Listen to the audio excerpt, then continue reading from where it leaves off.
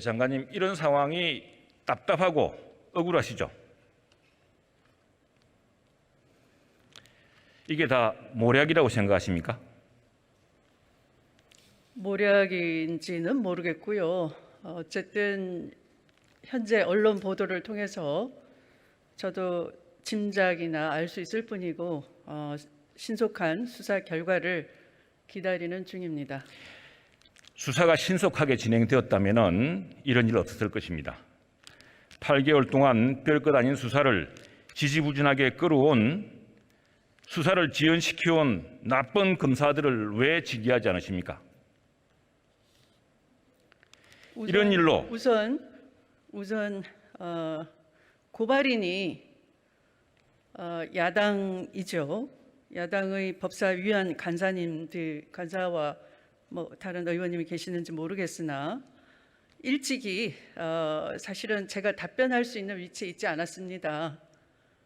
저를 상대로 고발을 했기 때문에 저로서는 어떤 말도 할 수가 없는, 말씀을 드리자면 수사 가이드라인 또는 수사 개입이라는 지적을 받을 수밖에 없고, 그래서 어떤 설명도 해명도 할 수가 없는, 설명할 수 있는 기회가 봉쇄된 그런 상황이었죠. 그래서 제가 의원님 답변에 저도 궁금하기 짝이 없습니다. 알겠습니다. 네. 장관께서도 여러 차례 말씀하셨지만 굉장히 간단한 수사입니다. 이런 일로 국방부가 나서고 정부 여당이 나서고 오락가락 답변을 하고 국민들을 분노케 하는 이런 일이 없었어야 됩니다. 이 병역 문제, 군 보직 문제, 휴가 문제, 이건 국민들의 영린이라고 하지 않았습니까? 그러려면은 누가 보더라도 객관적이고 신속한 수사가 필요했습니다. 지금이라도 윤석열 총장에게 지금 여러 수사가 말이 많고 길어지고 있으니 빨리 검사를 임명해서 빨리 수사하라, 수사토록 하라, 이렇게 지시하실 용이 있습니까? 아까도 동호 반복인데요. 제가 이 사건에 있어서 피고발된 입장에서 지휘를 할 수가 없겠죠, 검찰총장을.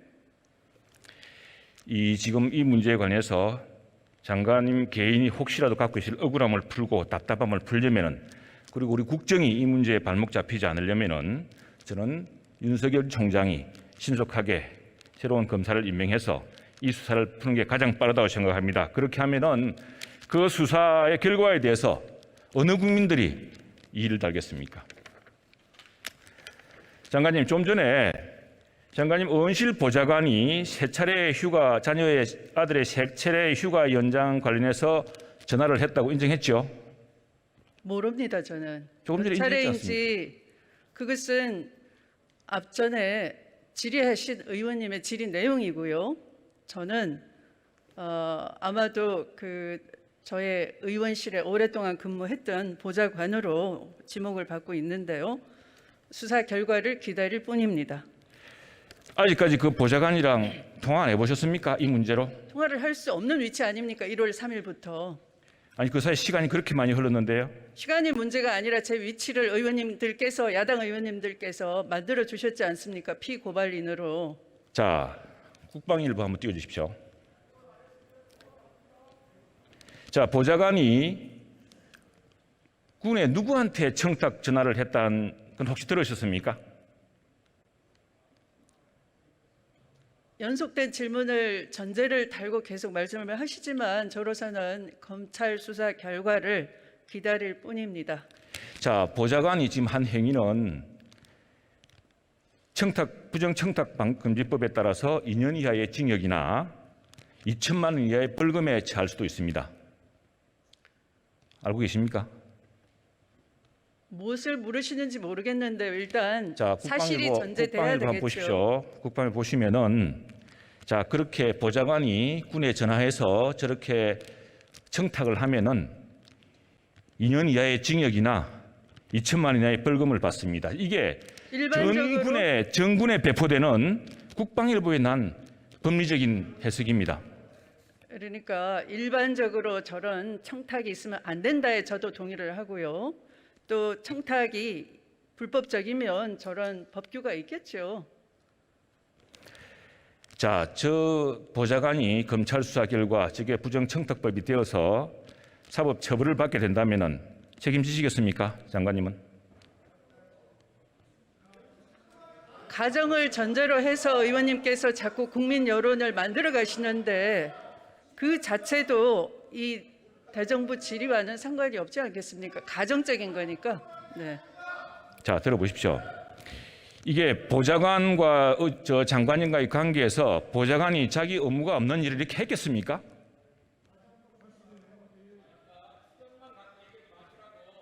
가정을 전제로 해서 의원님께서 저에게 추궁을 하셔도 저는 아까 저한테 억울할 거라고 하셨지 않습니까? 신속한 수사 결과를 기다려야 되지 않겠습니까? 자, 보좌관에 대한 수사 결과가 나오고 그렇게 하면 분명히 책임지셔야 될 때는 책임지셔야 합니다. 또 하나, 자, 장관님께서는 서일병이 당시에 굉장한 병정이 있어서 19일이나 병가를 갖고 또 연가 4일을 위해서 24일이나 휴가를 간 것 자체가 저희들은 굉장히 국민들은 큰 특혜라고 생각하는데 장관님께서는 굉장한 병정이 있어서 이 한 3개월 정도 더 요양이 필요했다 이렇게 이야기하셨죠? 저는 진단서에 있는 의사의 소견을 말씀드린 겁니다. 그런데 그 아드님이 군에 복귀해서 그 뒤로 진료를 받거나 입원한 적이 있습니까? 왜냐하면 3개월에 훨씬 못 미쳐서 기대했거든요. 군에서 아마도 저도 아들이 아들의 동료 병사가 최근에 특권도 없었다. 엄마가 누구인지 밝히지도 않았다. 이 사건 이전에는 몰랐다. 엄마는 한 번도 부대에 면회온 사실이 없었다. 언론이 너무 마녀사냥하는 것 같다. 라고 하면서 인터뷰하는 걸 듣게 됐습니다. 그걸 들어보니 아들의 카투사 복무가 간단치만 않은 거였구나. 저도 다리 아픈 아들이 카투사를 자원해서 좀 편하다고 알려져 있으니 그냥 일반인처럼 다행이다 이렇게만 생각했는데요. 아침 일찍 무거운 장비를 완장을 하고 구보나 도보 수키로를 뛰어야 되고 그런 힘든 훈련을 받은 줄 알게 됐습니다. 그래서 이 치료를 잘 받고 건강하게 군 생활을 잘 마친 것을 군 당국에 감사드리고 현재도 사회인으로 잘 활동을 하고 있습니다. 그러니까 더 이상 아들의 사생활을 캐거나 하지 말아주시기 바랍니다. 이 모든 것은 장관님이 이전에 하신 발언 때문에 그렇습니다. 3개월 이상 병가를 요하는데 일찍 기대했는데 그래서 그렇다면은 그 뒤에 기대 이후에 추가로 수술을 받거나 병원 진료 받은 적이 있느냐고 물었습니다. 공신력 있는 대형 병원의 그 분야에 아주 전문가로 알려진 훌륭한 의사가 진료 소견을 내주신 것에 대해서 의원님이 궁금하시다면 제 말을 믿지 마시고 그 의사나 다른 전문가들한테 여쭤주시면 더 국민들께서 이해하는 데 도움이 될 것 같습니다. 어제 15일 날 국방부 장관은 그 서군이 기대해서 추가로 진료받거나 병원에 입원한 일이 없다고 했습니다. 함께 확인드립니다. 현재도 간혹씩 한의원 가서 침도 맞고 더 이상 아프지 않으려고 많이 노력하고 있습니다. 관리하고 있습니다. 자, 15일 날 장관님께서 이 자리에서 따님의 프랑스 비자 관련 답변을 하셨죠. 네. 그래서 비자를 받으려고 하니까 합격증, 진본이 있어야 됐다. 그래서 진본을 구하기 위해서 노력했다고 하셨죠. 진본을 구하기 위해서 노력했다가 아니라 의원님께서 지금 청문위원처럼 질문을 하시면서 그러면 많은 준비를 해오시면 좋겠습니다. 아니면 저의 답변을 왜곡하지 마시고 답변 그대로 자, 궁금하시면 이게 직접- 물어주시면 좋겠는데요. 네, 그러면은 네. 이 오늘 대정부 질의 끝날 때 답변을 주십시오. 제가 질문하겠습니다. 비자 발급을 필요해서는 이메일로는 안 되고 직접 합격증 진본이 있어야 돼서 그걸 구하려고 노력했다고 했습니다. 그렇게 말씀드리지 않았고요. 합격증을 합격한 학교 측으로부터 이메일로 받았는데 그 이메일 합격증을 프랑스 대사관에 비자 발급을 위해서 신청을 했는데 원본을 갖고 오라라고 자꾸 얘기하니까 제 딸은 그득해서 원본은 구할 수가 없다. 왜냐하면 비자를 안 주니까 본국에 가질 못하는 학생이고요. 그래서 그런 것이 불가능하다라고 이메일 합격증만으로 안 되겠느냐라고 여러 차례 문의를 했는데 담당 직원은 계속 본인으로서는 원본밖에는 원본이 있어야 된다라고 주장을 자꾸 하니 모순이 되지 않습니까 우선.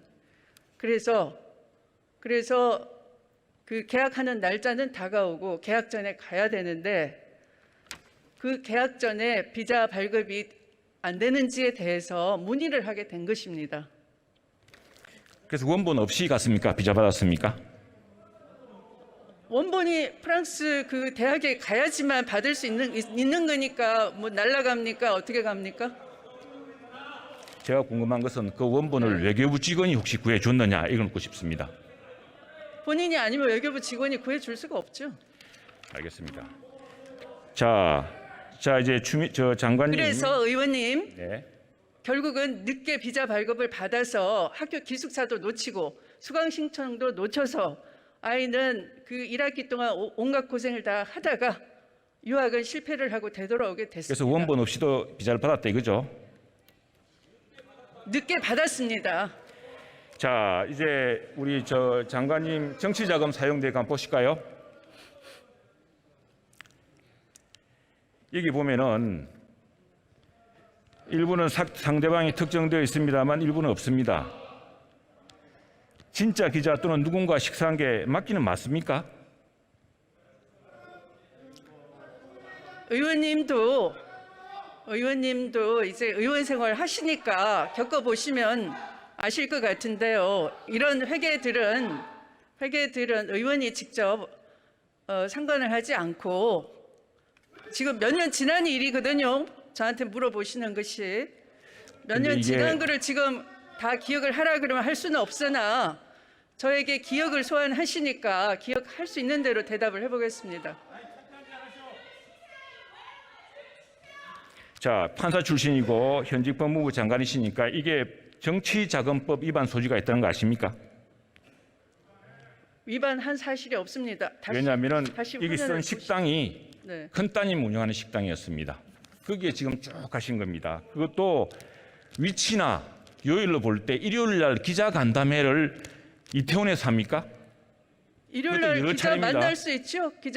기자랑 담소를 하면서 이런저런 얘기 하죠. 어느 경우든 큰 따님이 여의도에서 근무하는 기자들을 이태원의 큰 따님 식당에 식사하기 위해서 일요일인데요? 그 자리에 가서 식사를 일요일 날 기자들 근무합니다. 아니 자, 일요일인데 이것이야말로 정치자금법 위반 문제일 뿐 아니라 일감 몰아주기, 가족들한테 매출 올려주기, 내부재 거래, 이게 정의와 공정에 반하는 일입니다.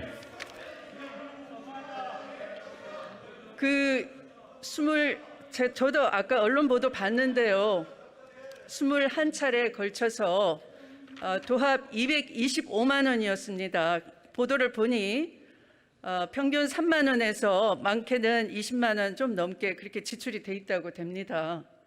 그 당시는 제 딸아이가 이른바 다니던 직장을 관두고 청년 창업을 하고 싶다고 해서 모은 돈을 긁어서 창업을 했으나 높은 권리금 또 치솟는 임대료를 감당을 못해서 아이 혼자 이른 아침부터 저녁 늦게까지 일하고 사실은 문을 닫았습니다.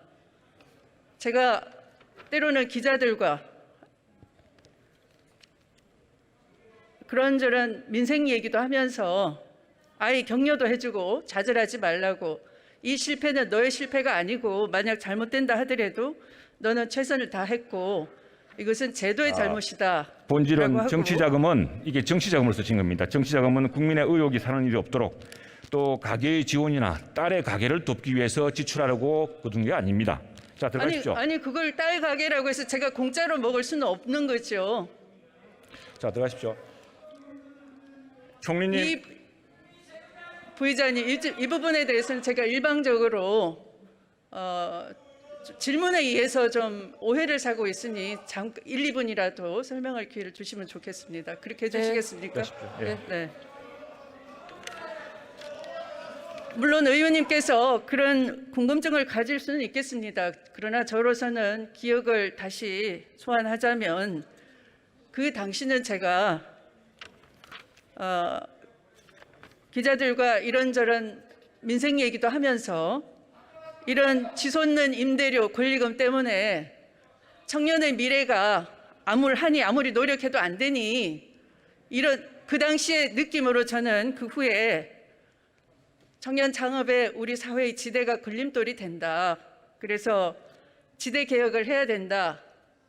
이때 많이 깨달았습니다. 그래서 제가 의원님처럼 그렇게 뭐 정의나 뭐 내부자 글에 이런 공정을 훼손하거나 정치자금법을 위반하거나 하는 그런 일은 없고요. 이때의 아이가 느꼈을 그 좌절을 정치하는 공인인 엄마로서는 지대 개혁을 반드시 해야 되겠다 해서 상가 임대차 권리 보호 또는 주택 임대차 보호법에 심려를 기울이게 됐고 지금도 법무부 장관으로서 해당 법률의 주무부서의 국무위원으로서 최선의 노력을 다하고 있습니다. 그런 아픈 기억을 소환해 주신 의원님의 질의에 진심으로 감사드립니다.